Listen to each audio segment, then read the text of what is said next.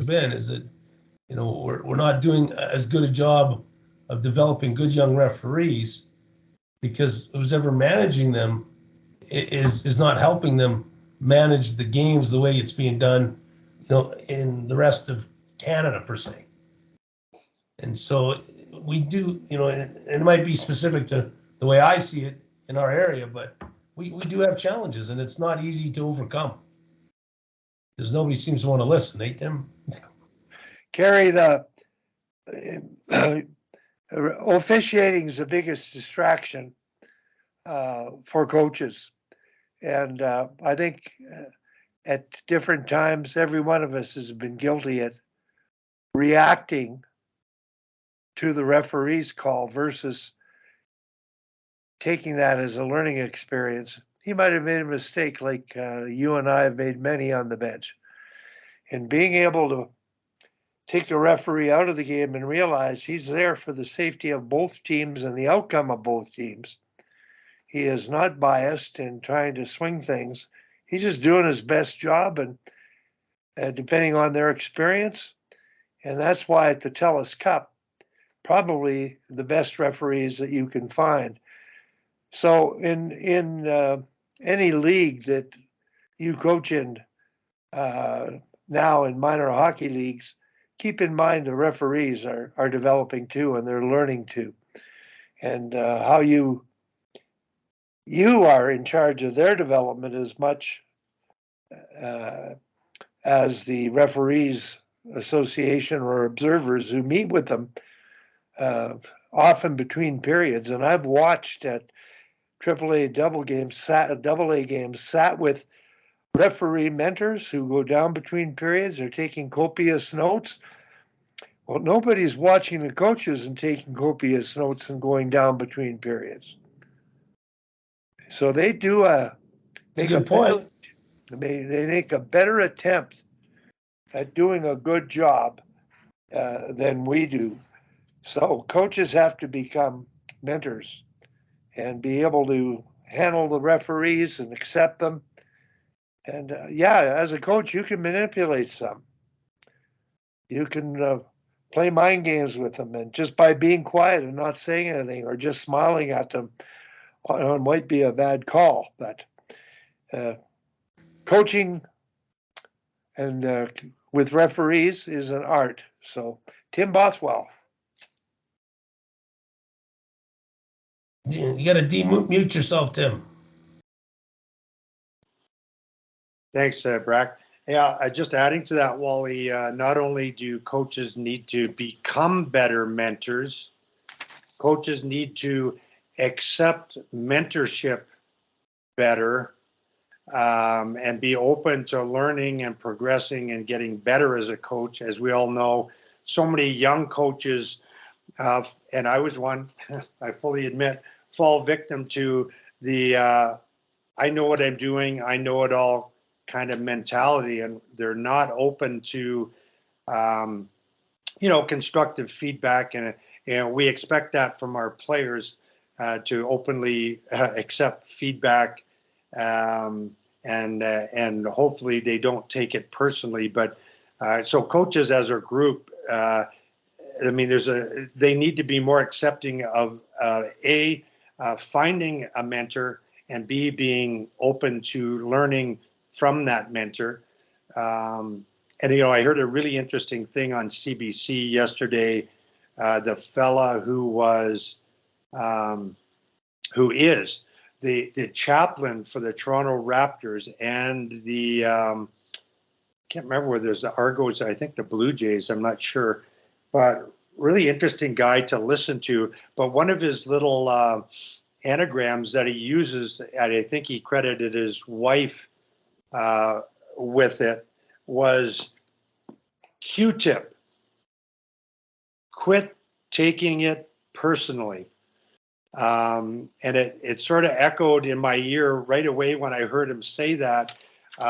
Peter Smith's been on a number of times and does a terrific job building relationships with his players. And one of the things he likes to really encourage and talk a lot about with his players is, when there's feedback coming your way, try to get out of the positive, negative mindset and try to put your mind in the place where is the feedback useful and or is it helpful, instead of is the coach saying something positive or is the coach saying something negative.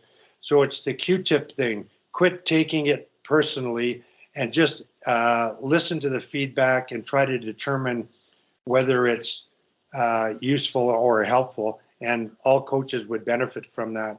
And last thing, I guess, I'll try to dig up. There's a terrific, I think, TED Talk by a surgeon, a world-class surgeon, who talks about how he thought he knew it all as a surgeon, and at one point he got involved with a mentor and realized, wow, I don't know it all. I can learn something from this guy or this person. I'm not sure is a man or a woman. So there's a guy who's a world-class surgeon all over the world and thought he knew it all, but realized, no, that's not the case. We can all be sharks and keep moving forward. But I'll try to find that link again. I know I sent it to you guys before, but I'll resend it.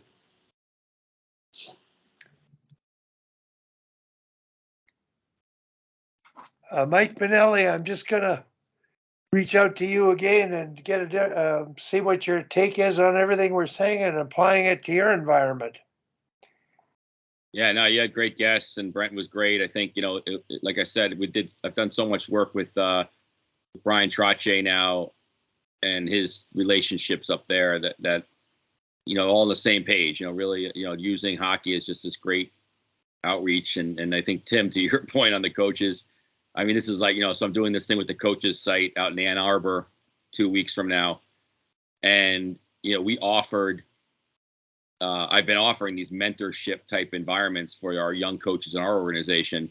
And I even got the organization to pay full boat, the conference, the flight, the hotel, stipend, 3 days, to be around really great coaches and mentors, and not one taker. I couldn't believe it. I was like, just the lack of, Are you serious? Wow. And they'll be at a Nashville tournament next weekend with their AU team in 2 seconds. So it's just, to me, I think there is a lack of, and this is where I think Europe gets it right, and I think Scandinavia gets it right, is that there's such a lack of, it's not even respect, but respect for the coaching profession and instructing, and how it is just as much is needed to go into our coaches as we do for our teachers, and I think they do have that in Europe, and that model is I think it's a better model for those that really want to dig in and learn about the coaching profession. But I think half of it is just people needing to want it, right? You have to want to be mentored and want to have the opportunity to learn. And maybe it's just circumstance because of the people I've always been around, but I've been really lucky to run into great coaches. Would you offer that to somebody up north? Well, it's not my money. It's the money, it's the money from the organization. I'm just a big continuing education guy. I'm you could just get out here and do these 3 days. It's pretty cheap, and what an opportunity to be immersed in the hockey world with all these great hockey people live. It's so much different learning in a collaborative environment than it is on Zoom. And most of these newer coaches haven't been to a live, face-to-face, getting your hands dirty conference in 3 years now, or at all, or ever. So it's to me, it's that kind of stuff that I really think we need to do a better job of. And if we can get our coaches to start doing more of that, then maybe it does filter down and it does start resonating throughout the rest of the coaching ranks. But disappointing, but I understand it. So Raleigh, from my side, it's still a struggle, but it's I guess again, if you can get one or two, I got a couple of kids, right? I call them kids, young men that I'm working with now that have been really receptive to having these very, very similar calls like this, and once a week, and just a half hour just getting like I'll take like Tim's stuff and I'll just send it out to them as my own and be like, look at this thing we found. This is great. Use it. And I think they love it. And I think it's a great opportunity for them to be like, well, who has, because when you're in groups like this, who has time to find all this information? Groups like this bring all that information to one place. So I think it's really, really valuable. So yeah, we'll continue to talk, Wally. Like I said, I thought Brent's stuff was great, but